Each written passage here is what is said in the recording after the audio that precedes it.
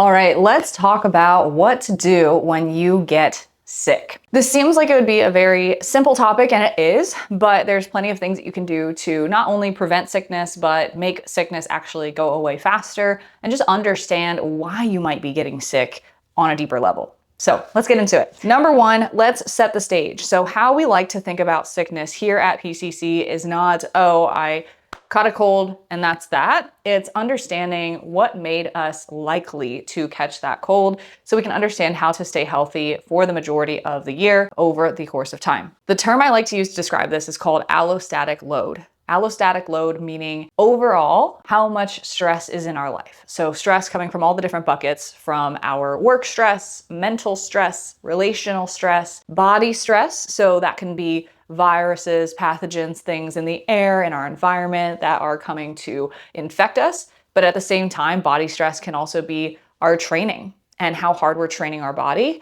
A calorie deficit, not giving our body the fuel that it needs to maintain its body weight. That is putting a stressor on the body, even if it is a good one. Inflammation is a stress that might come from the quality of food that we eat. Sleep, if sleep is adequate or subadequate, we could have higher stress levels in the body from sleep deprivation. And then there can also be stress from a lack of movement, right? If we are just truly very sedentary, not moving enough, that creates a stress on the body as well. It's important to understand your stress holistically, because at the end of the day, even if there are some good stressors involved, the good stressors still add stress to allostatic load. I like to think about it like this. If your stress capacity is a farmer style sink, right? It's a nice deep sink, and your stress management and how you actually clear that stress from your body, both physically and mentally, is the drain. And then the faucet pouring water in is the stressors from all different areas of your life pouring in. Now, if the drain is clogged, AKA we don't have great tools to clear stress, whether that is stress management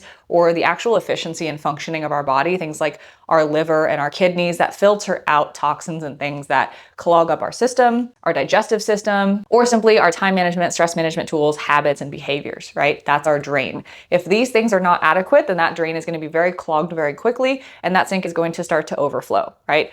And when allostatic load is high, for example, if the sink is almost topped off and just a couple more drops of water are going to have it overflowing, then even adding good stress to the sink, good water to the sink, is going to still overflow it. So I use this example to talk about sickness because if we are a high capacity person, we carry the mental load of like 17 people every single day. And we're also pursuing fitness goals. We're also taking care of other people. It's very important to keep in mind that our sink is probably running close to capacity. And it's very common for people like us to get sick more and more and more often the more stress is piled on our plate, in the absence of preparing a solid and robust drain system. So this is why your best defense against getting sick is still going to be our main habits that we work on in our foundations phase, our morning and nighttime routines, getting good sleep, water, protein, fiber, food quality, and movement and strength training.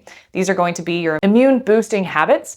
Then go a layer deeper into how you manage your time, reducing people pleasing, reducing perfectionism, reducing mental stress. That's going to be another layer of making the drain more robust. And then you're more so dealing with a numbers game when it comes to catching a cold, catching a virus. Of, okay, how much exposure did I have to this kind of virus, to plenty of people? Did I go to a social event? Did I go to an expo or a convention where there was hundreds and thousands of people? Okay, it's really likely that I'm going to get a sickness after that compared to just living in my house day to day, right? And of course, there's the typical hygiene numbers game as well, of how well am I taking care of my personal hygiene, washing my hands, brushing my teeth, cleaning myself so that I don't keep these germs on me. That's where the numbers game comes in. That game always applies, but that game tips in the virus's favor when we don't have a solid drain system. Now let's talk about what happens when you're already sick. How should you exercise and how should you eat?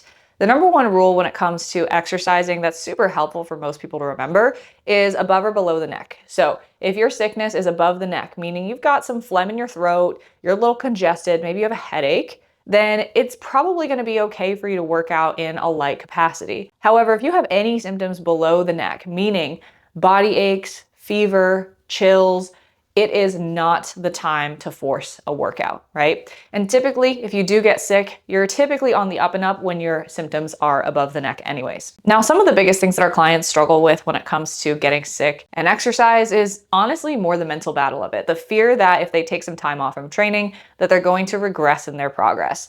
but it really helps sometimes to just know, how does muscle loss actually work? And how can you tell if you're actually losing muscle?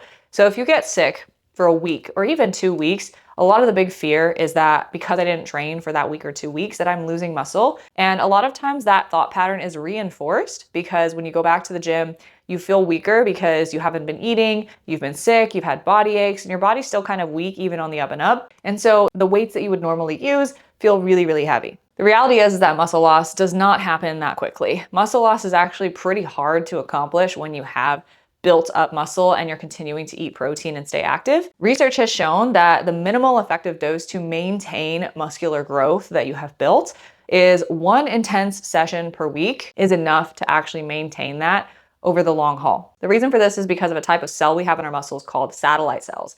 Essentially, these are our muscle memory cells that understand what is the max capacity that our muscles have grown to in the past, and they remember that they are capable of that, and they're quickly able to return the muscle back to that state. So it always takes less time to rebuild muscle when you've lost it compared to the first time that it took to build it. But again, muscle loss happens more over the course of multiple weeks and months rather than days to weeks. For example, if you break your arm and your arm is in a hard cast for 2 months, you will absolutely lose muscle in your arm. Why? Because you're completely inactive. It's not getting any movement, any activity. None of the muscles are being used because it's completely still, and it will atrophy. However, when you're sick, what you're experiencing is a loss of muscle tone, not the physical look, not the muscle mass, not the appearance, but the actual feeling of it. So when we're regularly training in the gym, we're constantly going through tearing the muscle fibers apart, having them feel inflamed, and then having them feel recovered and tight. When we don't train for maybe an extra 4 or 5 days in a row, what happens is we lose that tone feeling of the muscles because they've been recently activated. And so when they don't feel tone, then you're going to feel flat or flaccid or flabby, and it's going to feel like you lost that muscle, when in reality, it just hasn't been used and it's kind of laying there dormant. Now, when it comes to returning to exercise after you've been sick, it is really important to not just dive all the way in because you haven't lost muscle. So I should be able to jump back to exactly what I was doing. That can also be a little bit concerning because, again, you will have taken some time off of training. And if you go hard the first session, you will get really, really sore. And that's another piece that tends to reinforce people's belief that they've lost muscle, when in reality, it's just your body being shocked at the training response. So expect that you will feel pretty sore from your first session back no matter what, even if you do take it easy. So it's better to go in at about 50% intensity your first session back, especially when you're only feeling 80 to 90% better as compared to going all the way in. And in general, dosing is really important when it comes to immunity. So for example, if you have a short, intense bout of exercise, a moderate length, moderate intensity bout of exercise, or a long but very low intensity bout of exercise, that can actually boost your immunity as compared to a long and intense type of session that can actually decrease your immunity in the short to moderate term. So when you are returning to exercise, choose a moderate intensity, start light, and then build up from there. Lastly, it is important to remember that muscle mass is one of the key components to increasing immunity. The more muscle mass you have, the less you will get sick, because muscle mass actually releases anti-inflammatory cytokines into your body, aka immune cells that reduce inflammation and make it less likely for you to be sick.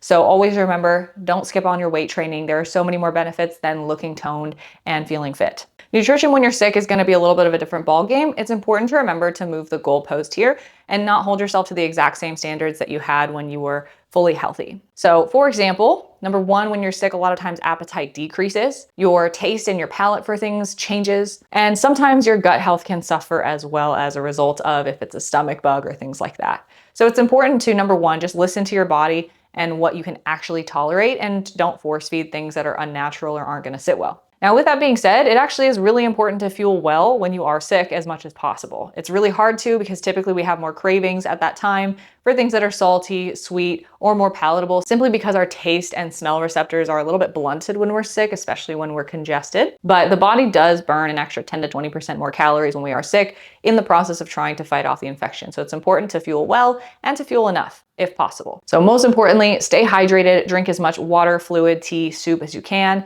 and try to fuel your body with as many whole food sources, fruits, vegetables, and vitamins as possible. It's also important to remember that a lot of your immunity is dictated by your gut health. So feeding your gut can actually be a really great way to support immunity while you're sick and before and after. So for example, things like probiotics and prebiotics. Probiotics being foods or supplements that add bacteria into your gut. So for example, Greek yogurt, kimchi, kefir, these things have the live active strains of bacteria that go into your gut and they do good work. On the flip side, prebiotics are foods that feed active gut bacteria. So if you have bananas, fiber-rich carbs, fruits, healthy fats, and garlic, these can be prebiotic foods that help to feed the bacteria that are already in your gut. Lastly, some fun little hacks that you can have when it comes to being sick and focusing on foods that can help your immunity.